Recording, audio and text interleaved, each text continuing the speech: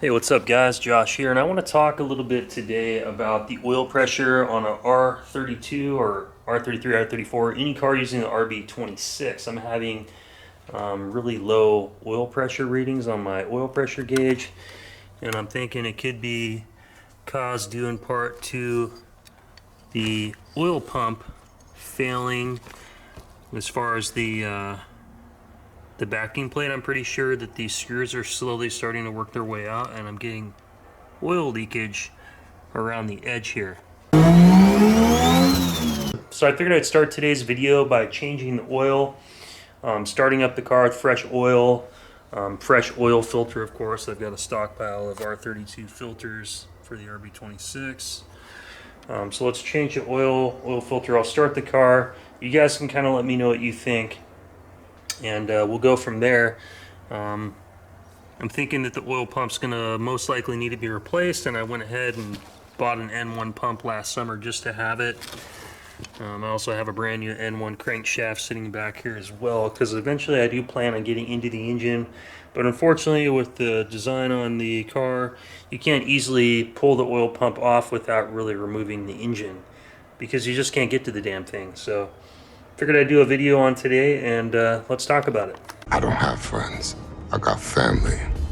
We're going to be replacing this old plug, and no matter what I do, I've tightened it down a bunch, it slowly leaks, which is just kind of annoying. And I don't have the wires plugged in anymore anyway, because I'm going to get rid of all the gauges and clean up the inside of the car. I don't need to know the oil temperature. I've got enough sensors that tell me the engine's temperature with the link ECU and data logging and all that. So let's get that pulled out.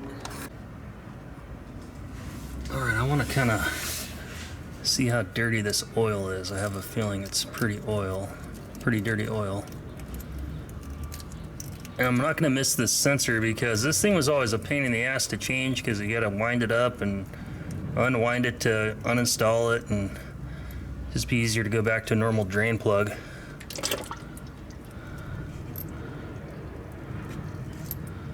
But yeah, that oil is pretty much, you can tell it's black. Look how dark it is. And I just changed it. It probably has 800 miles on it. But yeah, you can see some nasty stuff. So let's get that finished draining. I'll throw the new stuff in. New plug on. Look at that old oil. That is like a black pit of death. That stuff has cooked. This is blacker than the black oil pan, blacker than the black in that cabinet. It's black. It's like the black hole. Black Panther. A new magnetic oil drain plug that I picked up off Amazon. I'll have a link in the description down below. Let's throw that in.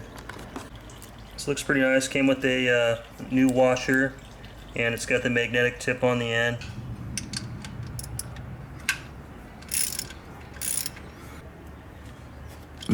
Alright, that's on there. And keep in mind, these are disposable plugs. This is how they're designed. They're only a few bucks a piece. You just throw them away and put a new one on after every use. So I've got about 6 of them stockpiled. Eric kind of moved some stuff around so I can get down to the oil filter a little easier. He cleaned this whole area up. So if you notice how easy I can reach my hand down here and get to the oil filter, pressure setting switch unit has been replaced with a brand new factory OEM Nissan one as well. You'd be using Mobile One 15W30 full synthetic. Picked this up at Walmart. It was only like 21 bucks versus the Motul oil I've been using is nice, but it is also like $80 to change the oil, which I just think is kind of expensive on top of the filter. I think this would be a far better deal, and Mobile One's good oil as well. So I love this oil filler. Man, look at this filler filter. Just threads right in. I picked this thing up on Amazon for like 13 bucks. Best investment I've ever seen. And I don't remember whose channel I saw it on YouTube, but it's only like 15 bucks or something like that. But I've been using it ever since I saw somebody do an oil change with one of these. Start the car to see if the oil pressure is any different with a little thicker oil.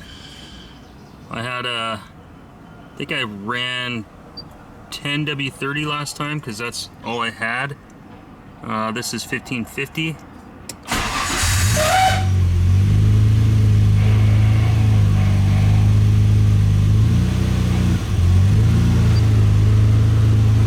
pretty much right around the same when I start the car. Makes around 3 bar of oil.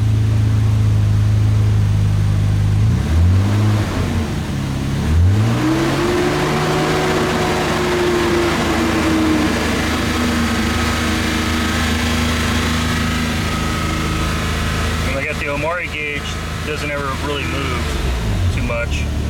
Goes up to 2 bar.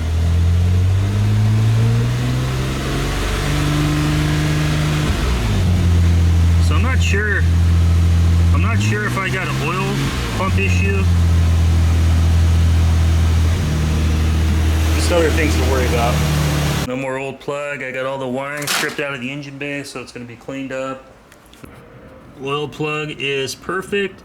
No dripping, no signs of any oil or anything like that. So we can go ahead and get everything put back together down here.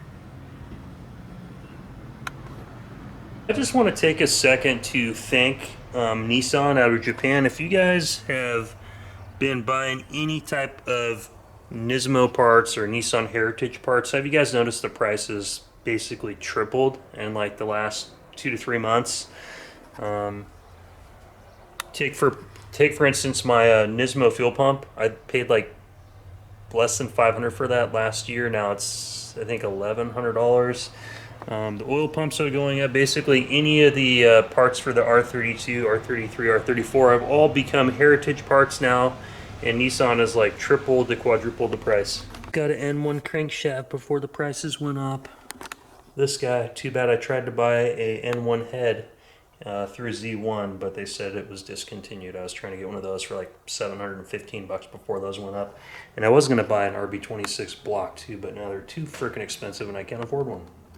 The N1, you actually get you get 1 extra screw, so you get 3, 4, 5, 6, 7, 8 instead of 7, so you can get a little bit tighter. As far as my oil pressure has been low like this ever since I've had the car, and I purchased the car 4 years ago now, and I put roughly 20,000 kilometers on it, so what is that, almost 13,000 miles. And I haven't had any issues. The stock turbos, those things still work perfect before I remove them. I haven't had any other issues or like any noises out of the engine. So I'm just asking any of you guys that are RB26 experts over in Australia, over in Japan, anywhere in the US or worldwide, if you guys have seen this type of issue on our RB26, is this something I should truly be concerned about? Because I've asked up garage. Doug doesn't seem to be too concerned. I don't want to blow my engine because of it. I don't want to spin a bearing or have any type of oil starvation and oiling issues. So I'm not sure if maybe my pump is starting to fail at the bottom, which I do have a brand new N1 pump, and the oil pump is a pain in the ass to change. You have to freaking pretty much pull the engine out to do it, which I've never done anything like that besides like on a 350 V8 back on a 77 Chevy Nova, which was easy. I did that when I was like 17 years old. This is a totally different beast.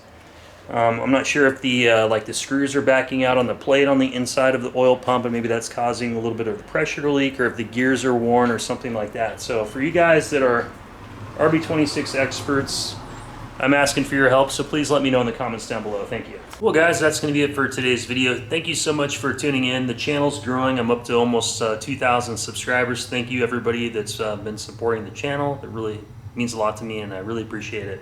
But anyway guys, like I said, leave me a comment down below.